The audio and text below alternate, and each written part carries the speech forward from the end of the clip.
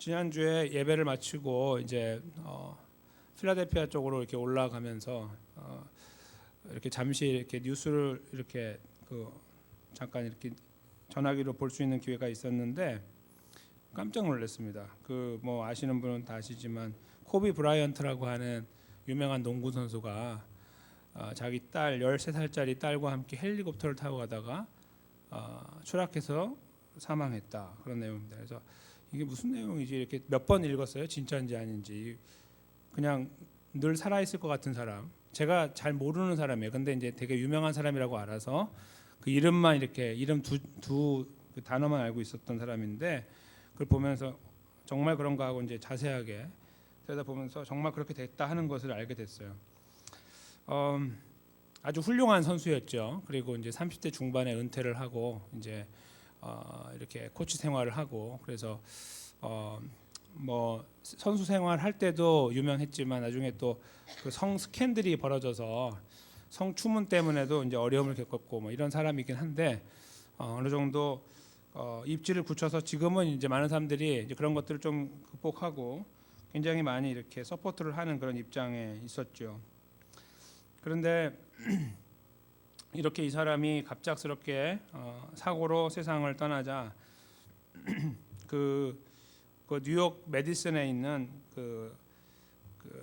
뉴욕에 가면은 그 스퀘어 가든이라고 있는데 거기에 대형 전광판이 이렇게 하나 있고, 거기에 브라이언트의 사진과 함께 코비 브라이언트하고 1978년에서 2020년 이렇게 78년생이니까 그때부터 지금까지 살았다 이렇게 적힌 메시지가 띄어져서, 이날 이제 경기를 하는 그 NBA 경기, 그러니까 농구 경기를 하는 사람 그 팀들이 다 경기를 멈추고 관객이 모두 일어나서 이제 추모하는 시간을 가졌다 이렇게 합니다.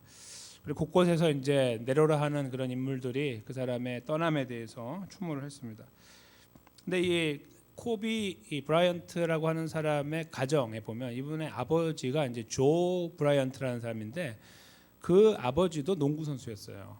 그것도 같은 NBA. 그래서 이제 아버지는 빛을 발하지 못한 그런 사람이지만 아들은 어렸을 때부터 마이클 조던이라고 혹시 들어보셨죠?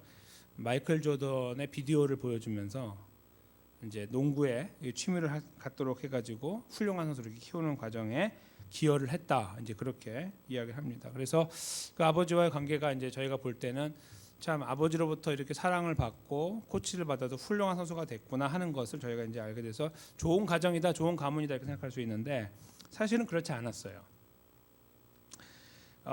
그 부모님들이 어떤 의미에서 그랬는지 모르지만 이제 이 코비 브라이언트가 아꼈던 여러 가지 물건들을 몰래 경매에 내가지고 팔다가 덜미가 잡혀서 아들이 깜짝 놀래가지고 다 판매 금지를 그것도 법원에 수를 해서 부모님들이 자기 물건 팔지 못하도록 막을 정도로 이렇게 막 그 안에서 격한 일들이 막 벌어졌었어요. 그러니까 이제 저희가 이렇게 표면적으로 보면은 훌륭한 선수의 사망, 그리고 가문의 어떤 흐름 이런 것들을 보면서 이제 좋은 부분들을 이렇게 볼 수 있지만 그분도 굉장히 힘든 삶을 살았다 이거예요. 그 가정을 보면 이제 개인적으로도 그렇고 부모와 관계도 그렇고 평탄치 않았던 거예요. 그리고 이제 심지어는 2016년에 본인이 은퇴하는 경기를 하는데 경기에 부모님을 부르지 않았어요. 부모님하고 불화가 막 있어가지고 계속 이렇게 안 좋은 분위기 속에서 사람들이 관심을 가졌거든요. 분위기 안 좋다고 하는데 좀 회복될까? 마지막 경기인데 그래도 부모님 오셔야 되지 않을까? 이렇게 했는데 안 불렀어요.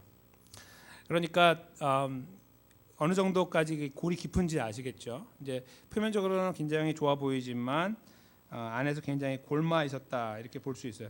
제가 거기서 느꼈던 것이 있습니다. 그러니까 사랑하고 아끼고 베풀었던 아버지가 한편으로 나중에 이제 무슨 문제가 생겨가지고 이제 서로 이제 선이 그어졌긴 했지만, 그런 가운데에서도 보편적인 사람의 생각은 이제 아버지고 부모니까 이렇게 뭐 넘어갈 수 있을 것 같은데 그들만의 관계에서는 그게 허용이 안 되는 거죠. 그래서 본인 스스로도 가족의 소중함도 알고 부모의 소중함도 알고 행복해야 되는 것도 아는데 지금은 아니다 이렇게 말을 해서 말을 아끼면서 자기의 그 깊은 그 골맞던 부분들을 이야기를 했다고 그래요. 아버지가 함께한다는 그 의미, 그걸 제가 이제 생각하면서 중요한 경기, 아들의 마지막 의미를 두고 있는 경기에 불화라는 관계 때 불화라고 하는 이유 때문에 함께하지 못하는 것. 그것은요 어떤 의미에서는 이런 거죠.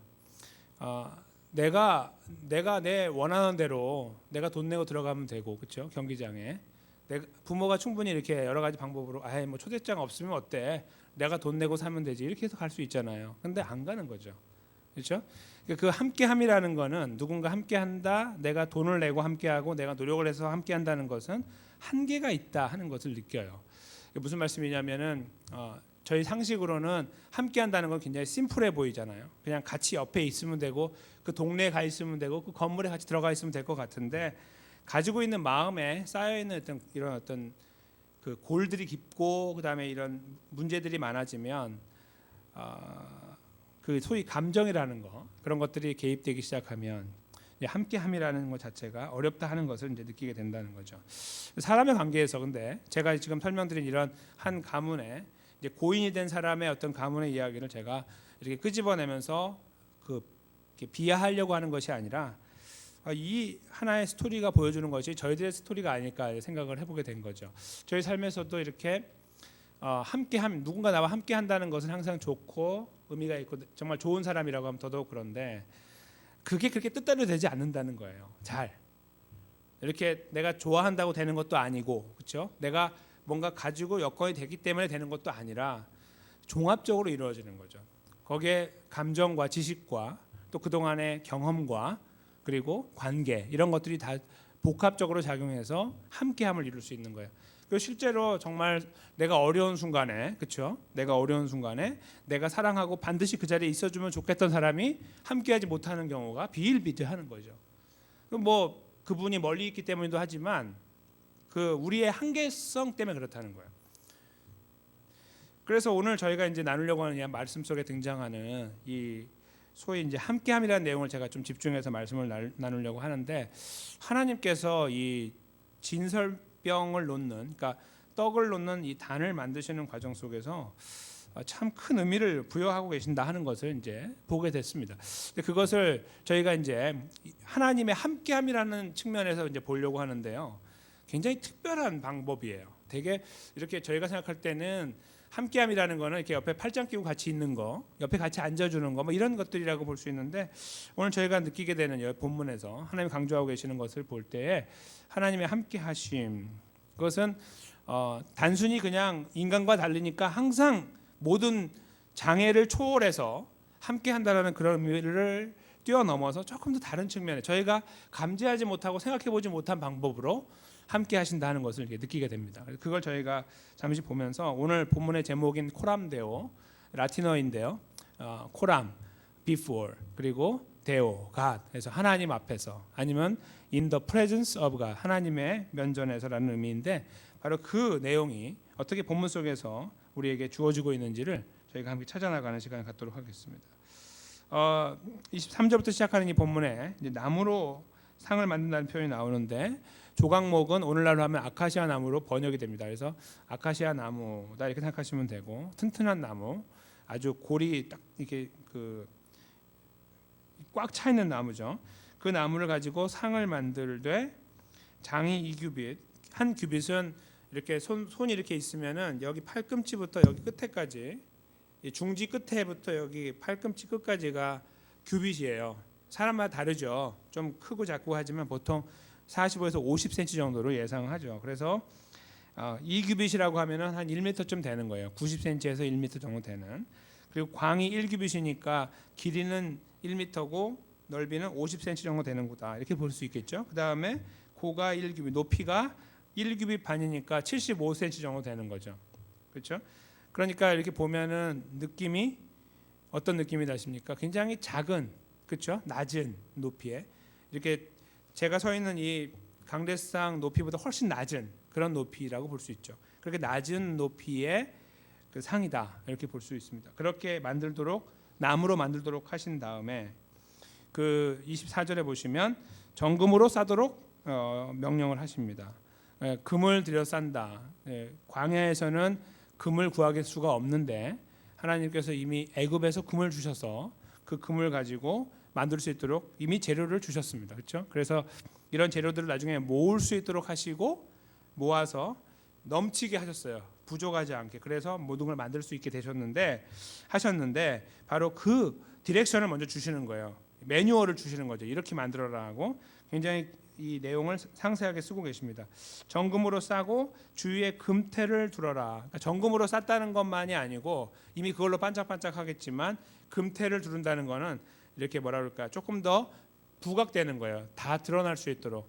근데 굉장히 여기에서 저희가 관심 가져야 되는 한 가지가 있습니다. 그것은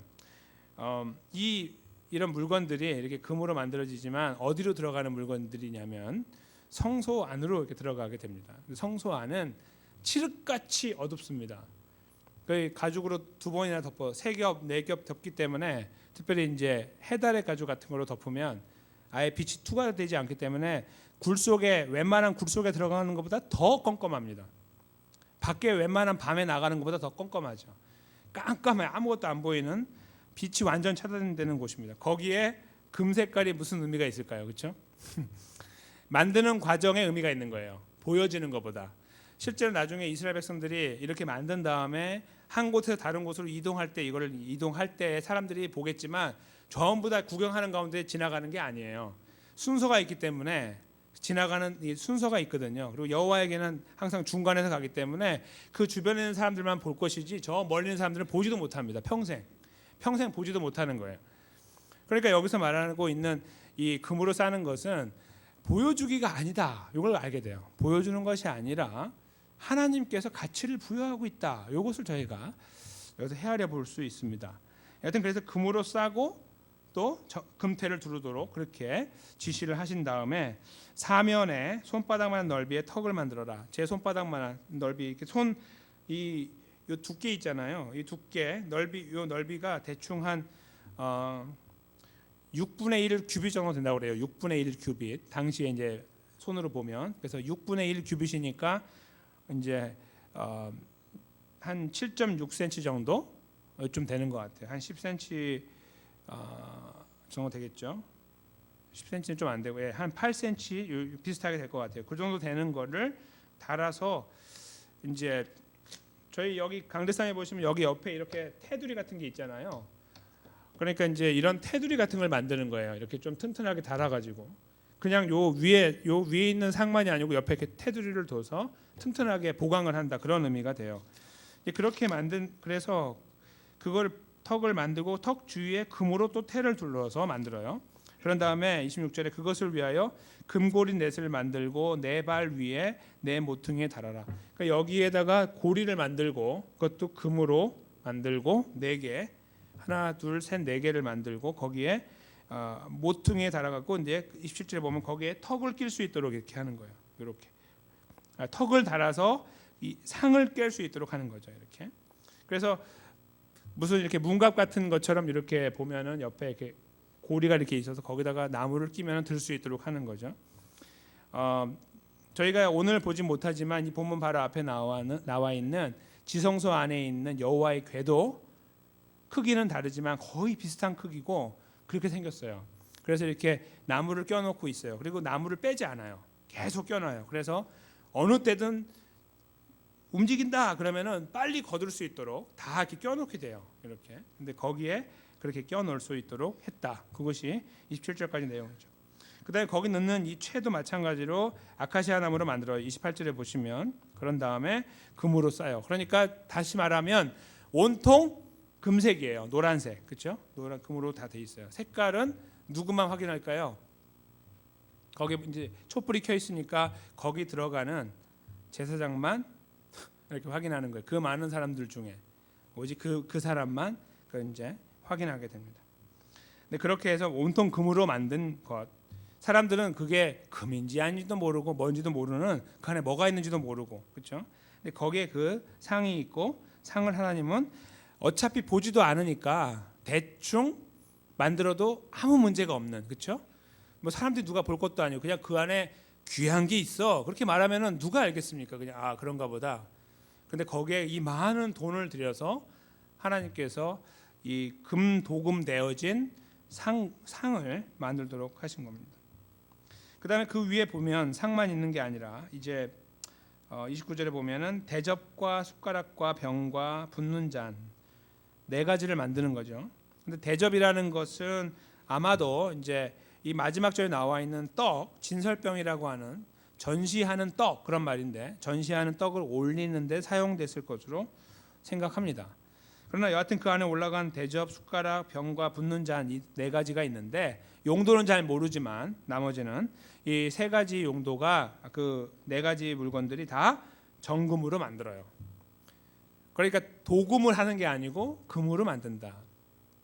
여호와의 언약궤도 나무로 이렇게 프레임을 틀을 만들었지만 맨 위에 덮는 거는 물론 그것도 나무이지만 그 다음에 이루어지는 위에서 작업은 다 순금을 다 이렇게 가공해 가지고 만들었어요. 그러니까 금으로 만드는 거예요. 이제 금덩이가 되는 거죠. 금덩어리죠, 그냥 금덩어리. 그렇게 만들었는데 여기서도 마찬가지로 금을 가지고 그런 그릇들을 만들도록 했습니다. 정말 그 자체로 계산을 하면 굉장히 비싸겠죠.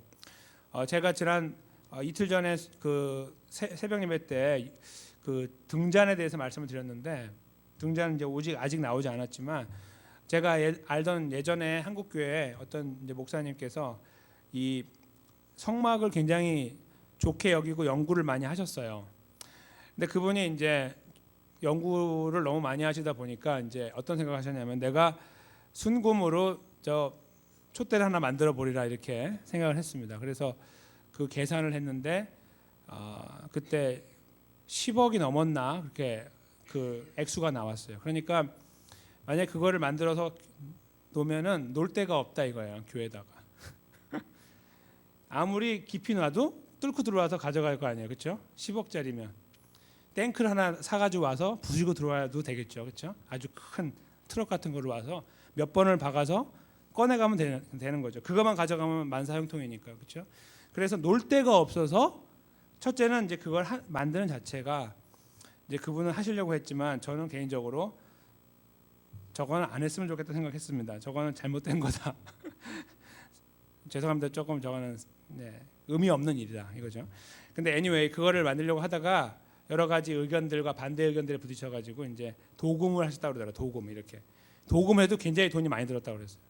근데 여기 나와 있는 이런 물건들, 그렇죠? 지금 여기에 있는 이런 물건 전체가 보면은 다 금덩이들이 막 올라가 있는 거예요. 그렇게 생각하면 아주 오늘날의 가치로 따졌을 때도 뭐 몇 억은 충분히 넘지 않을까 생각이 들어요. 이제 그 촛대는 완전 순금 덩어리이기 때문에 많지만 이거는 그렇게 크지는 않아서 그 정도는 아니겠지만 굉장히 가치가 많이 나갈 것으로 예상을 합니다. 근데 하나님께서 참 이상하게도 누구도 보지 못하는 그곳에 있는 그것을 그렇게 금을 씌워 갖고 만들어 나가는 게 참 이상해요. 그렇죠? 그리고 오늘 이 본문의 끝자락에 보면 이거 왜 만들었냐가 나와요. 그렇죠? 왜 만들었냐? 이 금을 떡을 놓으려고 만든 거예요. 여기 30절에 보면 상 위에 진설병을 두어 항상 내 앞에 있게 할지니라. 목적이 뭡니까? 그 위에 떡을 올리라는 거예요. 여기 오늘 본문에 떡은 잘 안 나오지만 이 나중에 뒤로 가면은 떡이 이제 몇 개인지까지 쭉 자세하게 나와요. 12개가 올라가요. 6개씩 이렇게 올라가는데 이스라엘 12지파를 대표한다. 이제 그렇게 저희가 이해하고 또 그렇게 저희가 설명합니다. 6개씩 올라가는. 한번 생각해 보십시오. 여기 계신 분들께서 댁에 돌아가셨을 때 떡을 드시는 그릇, 금그릇을 드시거나 아니면은 크리스탈 같은 거 위에다가 이렇게 드시는 경우는 있겠지만 보통 거기다가 드시려고 하면 떡 같은 거보다는 좀 더 귀한 거, 그렇죠? 어떤 게 귀한지 모르겠지만 그런 거 드실 때 이렇게 쓰시지 않겠나요? 그리고 떡이 여기에서 지금 말하는 떡은 당시에 광야에서 만들게 되면 10중 8구 그거 있잖아요. 만나를 빠가지고 만들었을 가능성이 많아요. 왜냐하면 거기서 밀가루를 못 구하니까 그들이 그거만 먹고 살았잖아요. 그러니까 그거를 더 빠가지고 만들어서 그 위에다 6개씩 올렸을 건데 그럼 형편없는 거죠. 그게 무슨 보리떡도 아니고요. 그죠? 그거보다도 못한 건데 개떡보다 못한 거죠. 우리가 개떡이라고 부르는 보리개떡 같은 그런 것들보다 못한 떡 그냥 떡 형태 그냥 갖고 있는 이런 게 12개가 올라가는 상을 이 귀한 가치 위에다 올리는 거예요. 그냥 대충 버려도 되는 거, 그 아무것도 아닌 그 가치 없는 떡을 뭐 억이 넘어가는 상 하나 위에다가 올린다 이렇게 생각하시면은 굉장히 이게 아이러니한 거죠. 왜 이렇게 하나님은 엉뚱한 일을 하시는가? 그렇다고 이게 막 이렇게 유리관으로 돼가지고 사람들이 멀리서 보고 다 볼 수 있어요. 뭐 높은 데 있어가지고 그래서 그걸 바라보면서 야 저렇게 하나님 하시기 위해 했구나 이렇게 느낄 수 있도록 하시면은 좀 다르지만 아까 말씀드린 것처럼 제사장만 보고 일주일에 한 번씩 떡을 바꿨는데 그러면은 제사장이 그걸 가지고 들어가서 그거 한번 바꿔주는 사람만 그거 보는 거예요. 이렇게 들어갔다 보고 잘 돼 있나? 그리고 또 이제 이 불 전등을 또 점검하는 제사장이 들어가서 볼 때 또 그거 하는 거고. 그러니까 몇 명만 계속 그걸 보는 것뿐이지 나머지는 아예 보지도 못하고 뭔지도 모르고 사는 거예요. 근데 왜 이런 걸 하나님께서 만들게 하셨을까 이거죠. 그리고 오늘 본문에도 잘 보시면 아시겠지만 떡에 대한 관심은 별로 없으세요. 하나님이 떡은 별로 관심이 없는 거예요. 떡보다는 이 상에 대한 관심이 많으셔서 23절부터 29절까지 하나님은 상에 대한 설명만 하신 거예요. 그냥 몽창 그 금을 부어서 그냥 금덩이 상을 하나 만드는 그런 느낌으로 상을 제조하신 거예요. 그리고 그 위에 마지막에 놓기 이거 왜 만들어요? 거기다 떡을 올려 이렇게 말씀한 거예요. 근데 그 30절을 잘 보십시오. 상 위에 진설병을 두어 그 다음에 뭐라고 합니까? 항상 내 앞에 있게 해라 이렇게 말씀하십니다. 아까 제가 서두에 말씀드린 것이 있습니다. 하나님의 함께 하심에 대해서 저희가 생각할 때는 하나님이 우리가 보통 내 옆에 있다, 내 앞에, 내 뒤에 있다, 내 안에 있다 이런 표현들로 우리가 함께함을 이해하고 왔습니다. 그렇죠? 그게 틀린 게 아니고 맞아요. 그냥 그런 것 자체가 함께함의 기본적인 의미입니다. 근데 오늘 여기 나와 있는 이 진설병 다음에 나와 있는 항상 내 앞에라는 단어가 여기에서 저희들의 생각을 사로잡습니다. 항상 내 앞에. 어떤 분들은 이것을 놓고 이렇게 생각하죠. 그 떡을 하나님께 드리는 거다 이렇게 생각해요. 6개, 12개 만들어 가지고 이렇게 드리는 거야. 새로운 떡을 이렇게.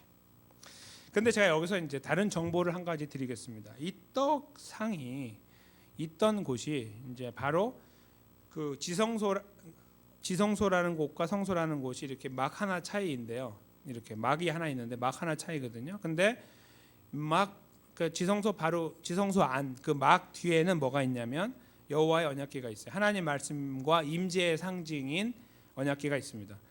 바로 거기에서 몇 발자국 떨어지지 않은 곳에 이 떡상이 있습니다. 학자들마다 생각이 달라요. 그렇지만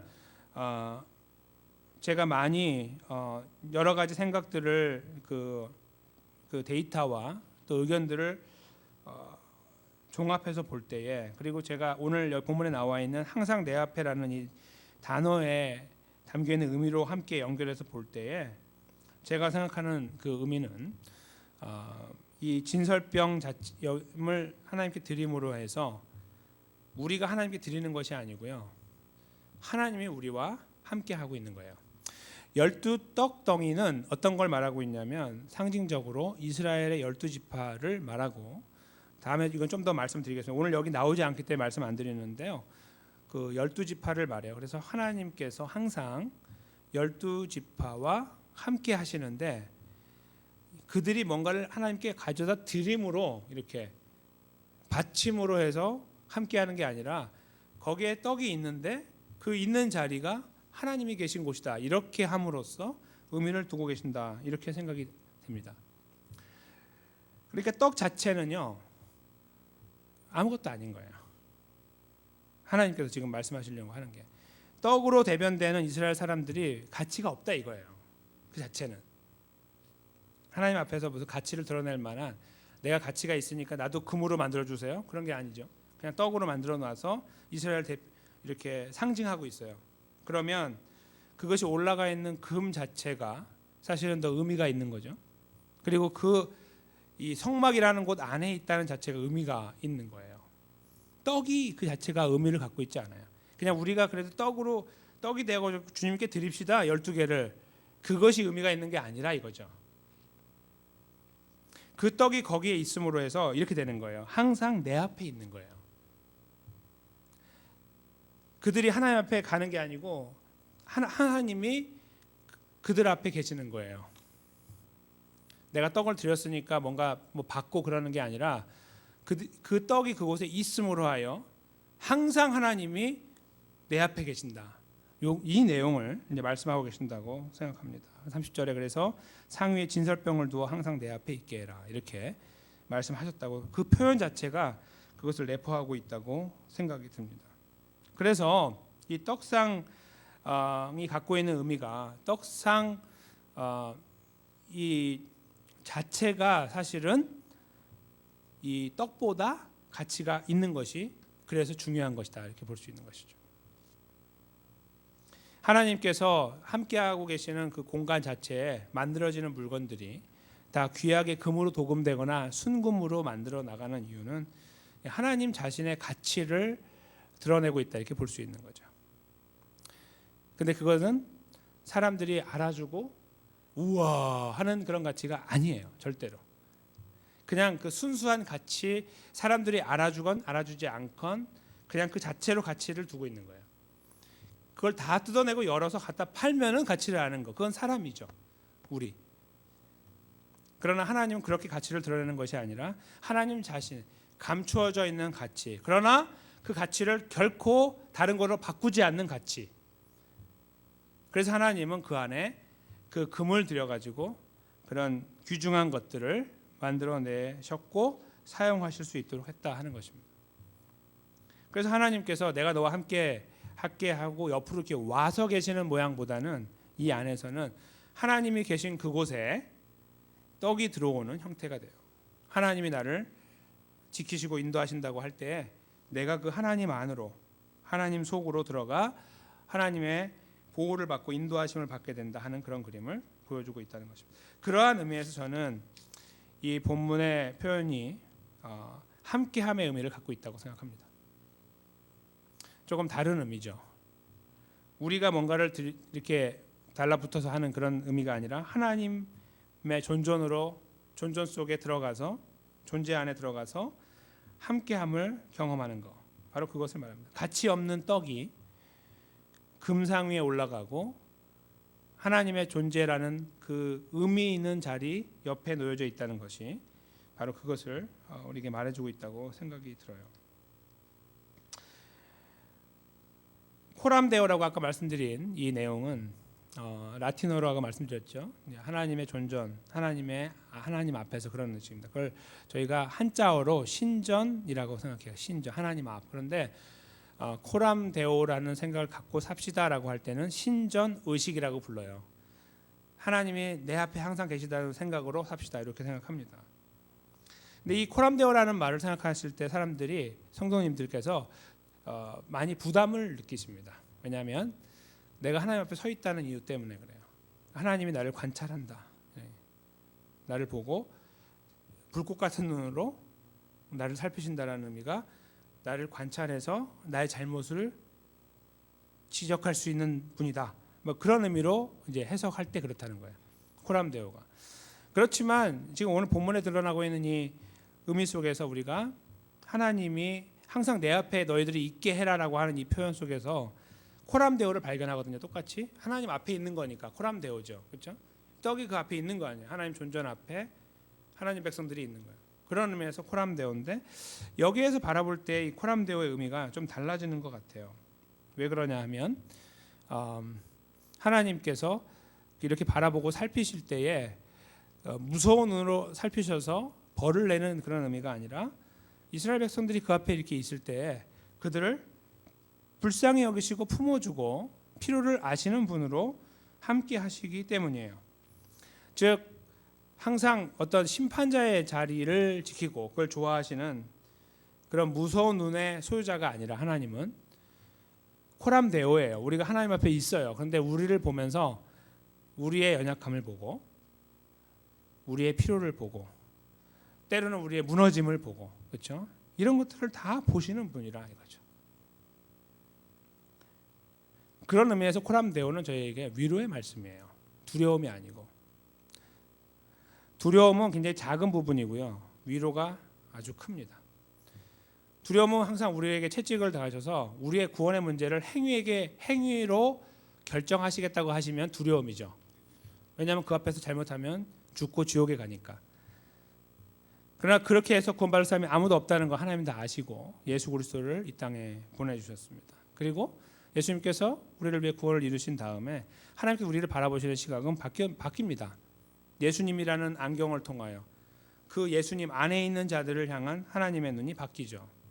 그것은 더 이상 잣대로 재서 행위의 문제 때문에 우리를 지옥으로 보내는, 그래서 코람데오, 하나님 앞에 서 있으면 항상 무섭고 떨리는 것이 아니라 이제는 그 하나님 앞에 우리 아버지로 모신 하나님이 나를 바라보실 때에 느끼는 느낌으로 있다는 겁니다. 그것은 아까 코비 브라이언트의 그 아버지가, 조 브라이언트가 그 아들의 마지막 경기에 참관하지 못한 거하고 다른 거죠. 여기 본문에 나와 있는 이 하나님 아버지는 스스로 우리에게 다가오시고 어떠한 거리낌이나 문제 없이 그냥 우리를 지켜보고 품어주는 분으로 계시는 거예요. 장애가 없이 항상 그 자리에. 그런 의미에서 이 코람데오를 저희가 다른 방법으로, 다른 시각으로 생각해 볼 수 있다고 믿어요. 그것은 우리가 사는 삶의 여정 속에서 힘들고 좌절되고 절망되고 낙담이 몰려올 때에 하나님 백성으로 사는 것 참 지겹고 힘들고 머쓱하고 때로는 억울하고 답답하기 때문에 주춤주춤하거나 또 이렇게 그 힘을 다하여 걷지 못하려고 할 때에, 의심이 생길 때에, 그때 그걸 바라보고 계시는 아버지의 모습으로 우리와 함께 하시는 코람데오의 하나님이시라 하는 것입니다. 그렇게 볼 때 저희가 이 본문 속에서 발견되어지는 하나님의 함께 하심은 옆에 계시는 그런 존재가 아니라 필요를 바라보시는 분이다, 이렇게 저희가 생각해 볼 수 있습니다. 떡이 예를 들어서 하나 만들어지고서 이거는 한번 만들면 40년 50년 간다, 그렇게 하지 않고 이걸 계속 바꿔나가시는 이 과정을 한번 생각해 보십시오. 날마다 그 일주일에 한 번씩 바꿔나가는 이 떡을 바꿔나가는 과정 속에서 떡이 썩고 뭐 그런 문제를 뛰어넘어서 이스라엘 백성들을 향하여 계속 날마다 새롭게, 때마다 새롭게 그 앞에서 계속 함께하는 존재로 계시는 하나님, 바로 이 부분을 저희가 동시에 떠올려 볼 수 있기 때문에 그래요. 그렇게 볼 때에 코람데오는 저희들에게 반드시 기억돼야 되는 내용이다, 이렇게 생각을 합니다. 우리를 향해 무서운 심판자의 눈이 아닌 사랑의 아버지의 눈으로 바라보시고 그 힘들어하는 여정에서 우리의 손을 잡아주시는 분이죠.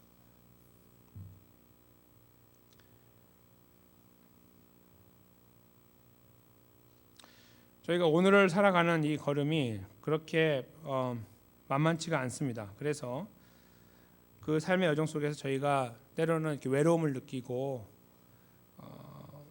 많이 이렇게 주춤주춤하죠. 그리스도의 삶에 대해서 때로는 타협해 버리고 싶고 그냥 대충 넘어가 버리고 싶을 때가 참 많은 그런 시간 속에 있습니다. 근데 그럴 때마다 저희가 이 코람데오의 하나님을 생각할 필요가 있다고 봅니다. 신전의식, 하나님 앞에 그 하나님은 사실은 우리의 이 걸음을 사랑의 눈으로 품으시고 인도하시는 분, 우리를 지키시기 위하여 늘 그 자리에 계시는 분, 소위 저희가 부르는 그대로 아바 아버지, 아빠 아버지의 모습으로 우리의 걸음을 동행하고 계시는 것이죠. 그래서 우리가 그 코람데오의 하나님을 생각할 때마다 하나님 두렵습니다가 아니라 하나님 감사합니다, 이렇게 저희가 하나님을 부르고 또 하나님 나를 도와주십시오라고 주님을 의지하는 그런 걸음을 걸어야 되는 것이 아닌가 생각을 하는 것입니다. 고린도후서 4장 7절 말씀을 제가 잠깐 읽어드리겠습니다. 우리가 이 보배를 질그릇에 가졌으니 이는 능히 심히 큰 것이 하나님께 있고 우리에게 있지 아니함을 알게 하려 함이라. 아멘.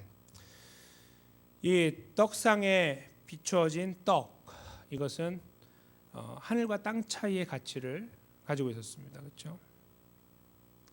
마치 지금 고린도후서 4장 7절 말씀처럼 보배와 질그릇의 차이와 같습니다. 그렇죠? 흙으로 만든 그릇과 거기 담겨 있는 10,000캐럿짜리 다이아몬드, 그렇죠? 이만한 그 다이아몬드하고 질그릇하고 비교할 수 없죠. 근데 그 보배를 질그릇에 가졌다, 이렇게 표현하고 있거든요. 오늘 본문에 드러나고 있는 이 떡상 위에 놓인 떡과 같이 말이죠. 근데 항상 그 초라하고 보잘것없는 존재를 위에 준비하신 이 떡상처럼 그 위에 놓으신 것처럼 항상 그 위에 존귀 여기시고 바라보신 하나님을 저희가 이 코람데오의 하나님 앞에서 다시 한번 생각하는 거예요. 우리가 연약한 자를 품으시는 분. 근데 그 고린도후서 4장 7절 중간 이후의 말씀에 보면 이런 말씀이 이어지죠. 이는 능력의 힘이 큰 것이 하나님께 있고 우리에게 있지 아니함을 알게 하려 합니다. 우리는 떡과 같이 시들어 버리고 다시 바꿔야 되고 이렇게 새로운 필요가 생기고 삶에서 항상 그런 존재로 있는데, 하나님은 항상 우리를 그 앞에서 바라보고 계시고 항상 내 앞에 있게 해라, 항상 코람데오가 되게 해라, 이렇게 말씀하신 하나님은 그것을 바라보시며 우리 삶의 여정에서 우리가 걸어가는 걸음의 이 걸음을 이어가는 능력이 우리에게 있지 않다 하는 것을 알게 하고 계신다, 이렇게 우리가 이해할 수 있다는 것입니다. 그리고 오직 하나님께 있다는 것을 알게 하려 합니다 하는 고린도서 4장 7절 말씀의 그 내용 그대로를 저희가 여기에서 한 번 더 생각해 보게 됩니다. 다시 말씀드리면 함께 한다는 것은 그냥 함께 그냥 기계처럼 있는 것에 의미가 있는 것도 아니고, 그리고 어떤 그 공간적인 부분을 점하거나 시간적인 부분을 점하는 것에 있는 것이 아니라 라이프 자체에 있는 것이죠. 라이프 자체, 삶 자체 안에 그냥 뭉뚱그려 있는 거예요. 사람들은 그렇게 뭉뚱그려 있으면 싸우고 갈라서고 그렇게 되죠. 함께함을 제대로 이뤄가기가 어렵습니다. 그렇죠? 하나님께서는 그렇게 함께 삶을 이렇게 부딪혀 나가면서 힘들어하는 그 삶의 여정을 그대로 보고 계시고 함께하기 원하시는 거예요. 그래서 항상 이 떡이 내 앞에 있는 것처럼 그냥 내 앞에 항상 있어라. 너희는 항상 내 앞에 있다, 이렇게 말씀을 해주시는 거죠. 그리고 그 떡 자체가 있는 의미에 하나님 관심 있는 것이 아니라 그 관심을 이 떡상에 더 두고 계시는 거죠. 여기서 저희가 한 가지 중요한 사실을 알게 되면서 말씀을 마치려고 합니다. 바로 이 떡상이 우리에게 보여주는 의미가 무엇일까요? 아까 고린도서 4장 7절 말씀처럼 보배를 질그릇에 가진 그 보배가 무엇일까요? 금인가요? 아니죠. 예수 그리스도를 말하죠. 예수 그리스도가 우리 안에 있다, 이거죠. 떡 자체에 의미를 부여하고 너희는 참 귀하다 이렇게 말씀하지 않으시고, 그것과 관계없이 귀한 상을 만들어 놓으시고 그 위에 놓은 떡을 유심히 바라보시고 관찰하시고 필요를 아시고 돌보시고 지키시는 하나님으로 설명되어지고 보여주신 그 하나님은 사실은 예수 그리스도의 십자가 부활을 통해 우리를 구원하여 이 고린도서 4장 7절 말씀처럼 하나님 백성의 자리에 우리를 세워놓는데 이르게 됩니다. 그래서 우리는 더 이상 이런 성막도 필요 없고 떡상도 필요 없고 다 필요가 없죠. 오직 우리를 위해 이 땅에 오신 참된 보배가 되신 예수 그리스도만이 필요합니다. 그리고 그 예수 그리스도께서 우리와 함께 하시며 우리의 삶의 걸음을 지키고 계신다는 사실이 코람데오의 의미를 새롭게 만들어주고 있는 것입니다. 그냥 하나님은 저 위에서 나를 보고 계시는 분이 아니라 마치 떡상 앞에 서 계신 하나님처럼 우리 삶으로 내려와서 내 삶의 여정에 함께하고 계시는 거죠. 함께 걸으며 함께 고민하시며 함께 아파하시며 함께 기뻐하시는, 그 누구도 대행할 수 없는, 대신해 줄 수 없는 그 길을 마다 않고 걷고 계시는 것입니다. 바로 그것이 코람데오가 가지고 있는 의미가 된다고 저는 믿습니다. 우리 안에 계신 예수님은 그래서 저희가 생각한 것보다 더 큰 의미로 우리와 함께하고 계시는 겁니다. 더 구체적으로 더 긴밀한 관계 속에서 우리와 함께하고 계시는 것이죠. 바로 저희가 그 예수님의 존재를 느끼고 고백하고 감사하고 설 수 있을 때 우리가 걷는, 또 걸어야 되는, 내일부터 시작되는 걸음의 여정을 다시 주님께 의탁하고 맡길 수 있다고 믿습니다. 그리고 하나님께서 그 걸음 속에서 계속 코람데오의 의식을 우리에게 알려주시고 하나님 두렵습니다가 아니라 하나님 감사합니다. 하나님 감사합니다. 이렇게 우리가 고백하면서 우리의 무게를 주님께 의탁하는 걸음 그리고 힘있게 걸어가는 걸음에 저희가 함께 세워져야 되겠다 생각합니다. 다시 한번 예수님을 의지하면서 이 코람데오의 걸음 함께하는 주님을 더 깊이 의식하고 만날 수 있는 걸음 또 동행하는 걸음 자리에 함께 세워지게 되시기를 주님의 이름으로 간절히 축원합니다.